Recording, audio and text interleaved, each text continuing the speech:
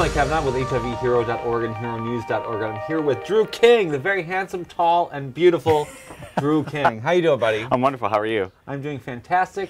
You are our Broadway hero for the new year, 2019. So congratulations for that. Thank you so much. I'm very flattered and very honored, so thank you. Awesome. So you've got a great career. I've looked at your resume. You have so many different productions, so many different roles. We're going to get back to Tootsie in a minute, but you're currently in rehearsals for Tootsie coming to Broadway. Yeah, coming up very soon. We start again in February. We'll be beginning with that process. That's amazing. So, I'm sure people are really looking forward to that. But let's start with where you're from and how you got in this business. I wanted to be a dancer. I wanted to be a performer on Broadway. I had that bug. My mom, made me watch all those movies when I was a kid. West Side Story, Oklahoma, Little Shop.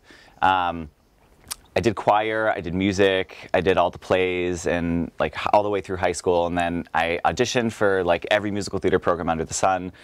Got rejected from every musical theater program under the sun. So then I ended up at Fordham. I got accepted academically. I spent my 4 years there just studying, and then simultaneously was just studying on the side.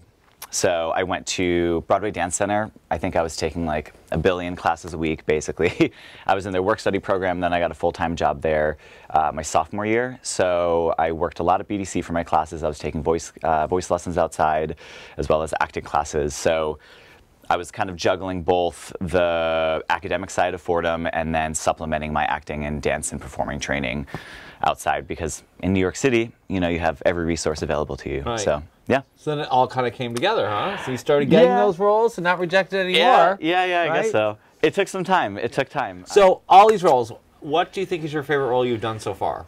My favorite role? I mean, it would have to be on the 20th Century, which was my Broadway debut with Roundabout Theater Company. Overall, it was kind of like a storybook Broadway debut wrapped up with a bow. Is exactly everything that I wanted. I got to do the Tony Awards, Good Morning America. We had a cast recording, and I was with Peter Gallagher and Kristen Chenoweth, who were both fantastic to work with. Oh yeah.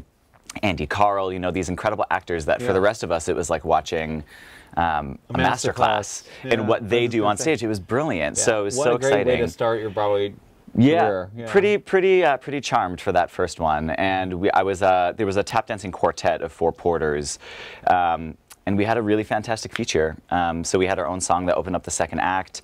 And it was this big, like, really fun tap dance number that also had 4-part harmonies that we all got to sing against each other. And the other 3 gentlemen that were the porters with me are also Broadway seasoned vets, and they were just incredible to work with. And they became my brothers. We didn't really have a day apart from each other the entire run of the contract, and it was a blast. It was really beautiful and special, and I was so incredibly fortunate to have that opportunity. That's awesome. Yeah. So if you could do any role in a musical production, what would it be? I would love to do. I'd have to say Seymour in Little Shop of Horrors. It was my favorite musical as a kid. I loved it. It was so fun and so charming. You'd be the cutest nerdy geek. Oh I would love to do it. Okay, so you have 20 seconds to audition for it. Ready? You're going to go in the camera and you're going to sing something from the show. Right? I'm going to give you a 5 count. Wait, 5, no, really? Yes. Oh, God, that gives me diarrhea. 3, 2, 1. Suddenly Seymour.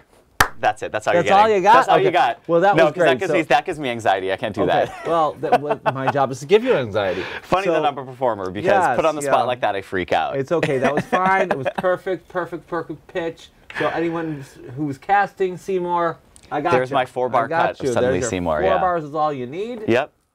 Yeah. So Tootsie on Broadway, we can't talk about it because it's super, super secret. But we can see what we can find out. Like, we can ask maybe, how do you like the cast? Are they fun? Like, are you having a good time now? I can definitely say those things. The cast is extraordinary, and I'm actually feeling incredibly homesick and missing them, because we did our out-of-town tryout in Chicago over the summer, and we had such a ball. I had quite possibly one of the best times with the cast. And the great thing about it was that when we closed in Chicago, we didn't have to cry and be like, oh, it was fun working with you, because we all knew we were returning to it back in February. So I've been like anticipating seeing all of them. So Drew, one of the reasons we're so happy that your Broadway Heroes Month just started out our new year is all the things you've done for charity to help our community, particularly for Broadway Cares, Equity Fights AIDS, which is a partner organization we love. Jerry Mitchell is my hero, and Tom Viola is my other hero. Absolutely. Just fantastic people. So why is that so important to you? And why do you participate in everything you can? I mean, in particular, it's, I mean, I guess you could say that my generation is a little bit removed from the HIV and AIDS crisis, but a lot of my friends peripherally in the business have all gone through it and have seen what devastation it brought to, I mean, not only the New York theater community, but to the world community. So, but I find it so empowering that the theater community is able to come together and then use their art form to raise money and awareness. So I love Broadway Cares Equity Fights AIDS. They're such a beautiful, wonderful organization. They donate to also so many other organizations, and they're supporting so many people that really just need the help. And they're also just so kind to the people that work with them. So, you know, as a performer and as a dancer, whenever you come in and you do these numbers for them, you know, Gypsy of the Year, Easter Bonnet, Broadway Backwards, all these different festivals, they really just take care of you, and they're never short on reminding you how grateful they are to have you there, to be partaking and to be helping them out. So I just think they're a really beautiful organization to work for. You've also done So Drew, as you know, we're a site for newly diagnosed and people living with HIV, but prevention is really the biggest thing we do now. Things are changing because of PrEP. Do you have a message out there, especially young people, about the importance of being safe out there and using PrEP? Yeah, you know, I think it's tricky because it's easy to fall into like unsafe practices for some people, but at the end of the day, it's also very easy to be very safe. You know, access to PrEP is everywhere. It's very easy to get PrEP, especially to get it for free. And the process is really one of the easiest that I've ever been through. I mean, full disclosure, I'm on it. And also simultaneously using protection as well, using condoms. I think it's super important because at the end of the day, you're only responsible for your own health. I mean, of course, disclosing any information you need to with a partner, that's also simultaneously important. But for the most part, at the end of the day, you can only protect yourself. So I think it's super important to start right off the bat. If you can have those two protective measures, both condoms and PrEP, I think that's a really fantastic way to go. And then you know that you're as protected as you possibly can be. Yeah, so. You're speaking our language because, you know, our slogan has been condoms are hot, and we have a lot of famous people saying that, but we're going to really start changing that to PrEP is hot, because a sexy man is a guy on PrEP, right? Yes, absolutely. So I need you to look in that camera and say, PrEP is hot. PrEP is hot. Condoms are hot. Take care of yourself and be safe. What's something that very few people know about you, besides the fly fishing? I said it earlier, I love Yanni. I'm a huge Yanni fan.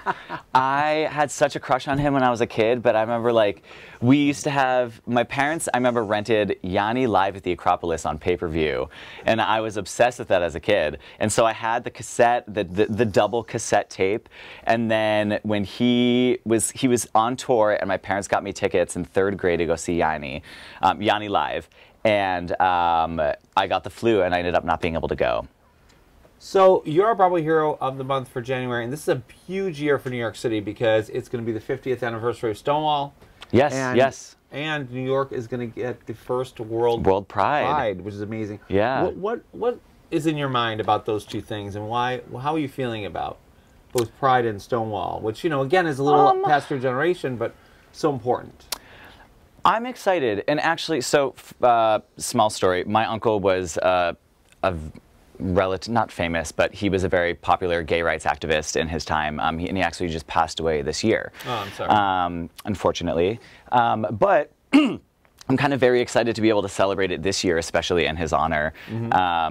So I think it's really important to understand the generations that came before us, and to understand everyone that had to fight to get to where we are today. So I think it's an incredibly empowering moment for everybody of all generations to be here in New York City from all over the world, to be celebrating not only Stonewall, but this World Pride. I think is so exciting.